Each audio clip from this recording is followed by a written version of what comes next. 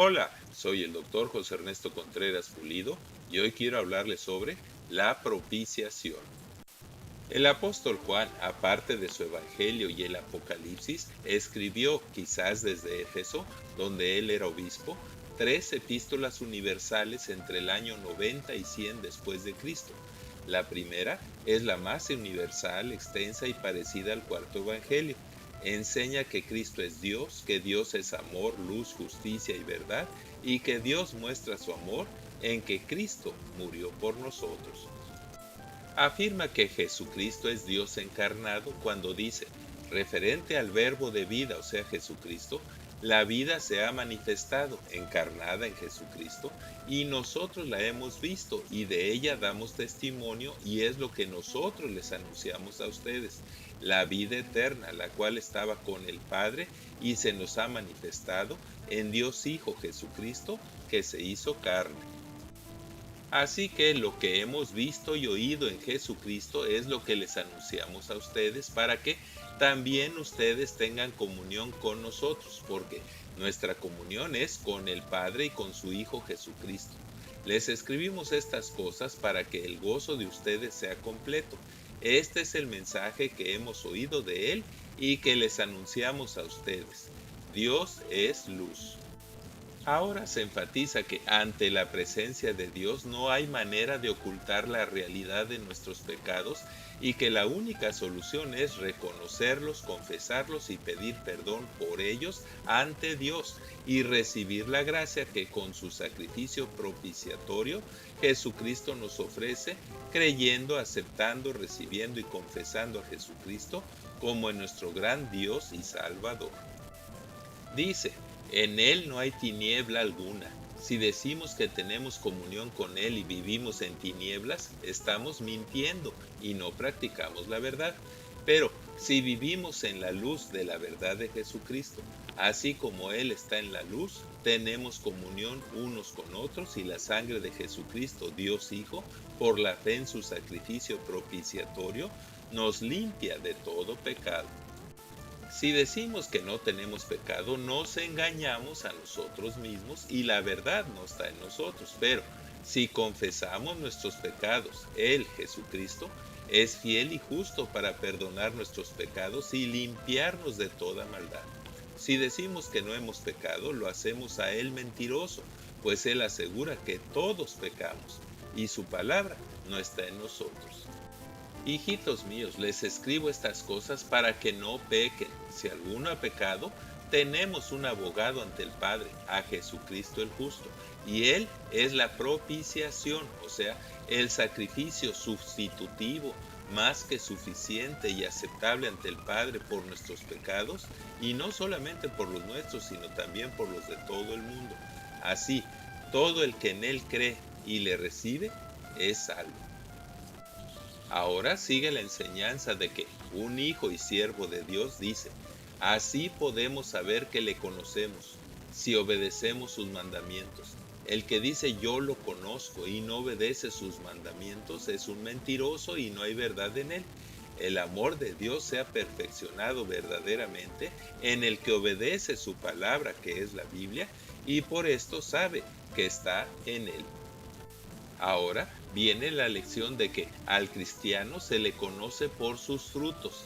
El fruto del Espíritu Santo es el amor ágape de Dios en sus diferentes manifestaciones: gozo, paz, paciencia, benignidad, bondad, fe, mansedumbre y dominio propio o templanza. O sea, la capacidad que Dios nos da de amar al prójimo. Dice, el que dice que permanece en Él debe andar como Él anduvo. Hermanos, les escribo el mandamiento nuevo que ustedes han tenido desde el principio, que es verdadero en Él y en ustedes, porque las tinieblas se van desvaneciendo y la luz verdadera, que es Jesucristo, ya alumbra. El que dice que está en luz y aborrece a su hermano está todavía en tinieblas. El que ama a su hermano permanece en la luz de Cristo y en él no hay tropiezo. Pero el que aborrece a su hermano está en tinieblas y anda en tinieblas, porque las tinieblas le han cegado los ojos. La siguiente lección es que el cristiano debe aborrecer la mundanalidad. Dice, Les escribo a ustedes, hijitos y padres, porque han conocido al que es desde el principio, esto es a Jesucristo, y los pecados les han sido perdonados por él. Les escribo a ustedes, jóvenes, porque han vencido al maligno, porque son fuertes y porque la palabra de Dios, que es la Biblia, permanece en ustedes y han vencido al maligno. No amen al mundo, su vanagloria, los deseos de la carne y los deseos de los ojos. Si alguno ama al mundo más que a Cristo, el amor del Padre no está en él. El mundo y sus deseos pasan, pero el que hace la voluntad de Dios permanece para siempre. Ahora viene la enseñanza y advertencia sobre el anticristo y los últimos tiempos. Dice, hijitos, han llegado los últimos tiempos, y así como ustedes oyeron que el anticristo viene, ahora han surgido muchos anticristos. Por esto sabemos que han llegado los últimos tiempos. Salieron de nosotros, pero no eran de nosotros. Si hubieran sido de nosotros, habrían permanecido con nosotros. Pero salieron para que fuera evidente que no todos son de nosotros. Pero ustedes tienen la unción del Santo y conocen todas las cosas. No les he escrito porque no conozcan la verdad, sino porque la conocen y porque ninguna mentira procede de la verdad. Les he escrito esto acerca de los que los engañan. La unción, o sea, el Espíritu Santo que ustedes recibieron de Él, permanece en ustedes y no tienen necesidad de que nadie les enseñe.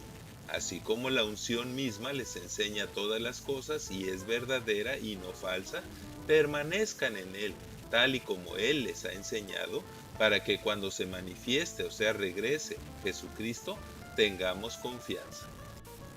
Y para que cuando venga por segunda vez, no nos alejemos de Él avergonzados.